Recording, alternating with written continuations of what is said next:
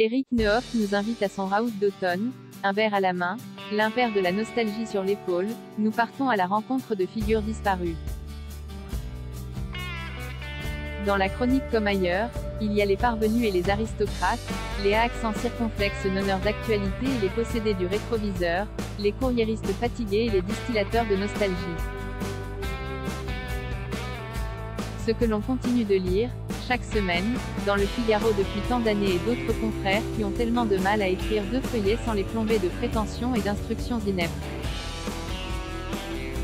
Pudique jusqu'à l'ascèse, secret par nature, Nehoff tacle, amuse, ravive, lustre le passé, embellit les gloires d'antan sans corrompre son lecteur. Il ne nous embarque jamais dans des considérations pseudo-politiques ou de pesantes leçons de morale, il choisit la bifurcation, la départementale, la pirouette, la facétie au « je sais tout » dont Gabin se moquait en chanson. Nehoff sait se tenir en société et devant une feuille blanche. Il lui arrive même de porter la cravate, ce qui pour un journaliste vaut mort sociale. Il est inactuel donc indispensable. Distancieuse, sa distancieuse est un gage de sincérité dans un monde qui bannit la charcuterie dans les cantines de France et les auteurs réfractaires à l'université. Son passéisme s'érige comme le dernier aventin d'une humanité triomphante. La modernité gluante et tapageuse le laisse de marbre, elle ne passera pas par lui. Il s'en détache avec le sourire parfois tendre, souvent féroce du faux blasé. Il s'écarte des meutes ahuries, inféodé à la nouveauté, pour se réfugier dans le cercle de ces figures disparues. Devant la dernière vedette en vogue, il n'est pas béat d'admiration. Il a gardé son échelle des valeurs, il ne confond pas une animatrice télé cooptée avec Romy, un écrivain asthmatique avec Blondin, une voiture électrique avec une Alfa Romeo Duetto Codalanga. Ce garçon a des principes. C'est pourquoi, nous sommes tous des Nehoffiens de cœur et de raison.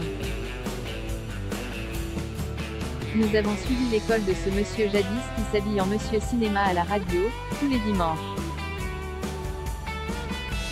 Ce sale gosse des lettres ne vieillit pas, son écriture est toujours aussi aérienne et nimbée pourtant d'une profonde tristesse. Il a inventé ce style à double face comme s'il semblait inconsolable d'une jeunesse en fuite. Sa légèreté est un masque. Nous partageons avec lui ce sentiment de dépossession permanent. Tout est foutu, alors célébrons nos aînés et rions de nos contemporains. Ces chroniques, galets bien équilibrés, rebondissent sur l'eau et produisent une sorte de ricochet dans notre esprit. Notre mémoire bégaye et nous le remercions pour ce moment.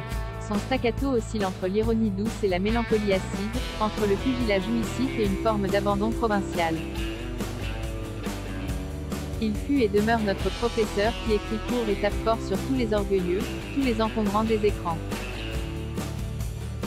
Avec lui, nous partons sans hésitation à Deauville, à Cahors ou à Cadaqués. Nous avons les mêmes dégoûts. Éric n'aime pas les idoles de notre époque, les acteurs poseurs et les auteurs à thèse. Il a décidé de nous convier, cet automne, à son cocktail de saison qui vient de paraître aux éditions du Rocher. Ils sont tous là. Il n'aurait pas raté ce raout des déclassés. Il y a Philippe le Bourbonnais corrézien, Morand le Vénitien, Zidi, Sautet, Truffaut, Jean Do, le Cerveau et même Françoise au volant de sa Jaguar XK, entre la romerie martiniquaise et Castel. Le nom de Pierre Guillaume que c'est bon d'être au chaud, dans ce salon lambrissé, en si belle compagnie. De partie est réussi. On parle enfin des choses essentielles, des trains de nuit qui arrivent à l'heure, des brasseries à nappe blanche, ça sent les rognons de Beau et habits rouges de Guerlain.